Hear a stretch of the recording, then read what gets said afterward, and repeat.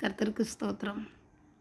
2 கொரிந்தியர் 4:13 சொல்லப்பட்டுள்ளபடி, தேவனை விசுவாசித்தேன், ஆகையால் நான் நீதிமானாக்கப்பட்டேன். தேவனை விசுவாசித்தேன், ஆகையால் நான் சாட்சியானேன். தேவனை விசுவாசித்தேன், ஆகையால் நான் பிசாசினால் நெருக்கப்பட்டேன். தேவனை விசுவாசித்தேன், ஆகையால் நான் பிசாசினால் சோதிக்கப்பட்டேன். தேவனை விசுவாசித்தேன், ஆகையால் பேசினேன். தேவனை விசுவாசித்தேன், ஆகையால் சொன்னேன். கர்த்தர் எனக்கு செய்த நன்மைகளை சொல்வதற்காகவே ஒவ்வொரு வீடியோவையும் நான் சாட்சியாக வெளியிடுகிறேன். என்னோடு இருக்கிற தேவன் உங்கள் யாவரோடும் கூட இருப்பாராக. கர்த்தருடைய நாமத்துக்கு மகிமை உண்டாவதாக. கர்த்தரை விசுவாசியுங்கள், அவர் கிருபை என்றும் உள்ளது. ஆமென்.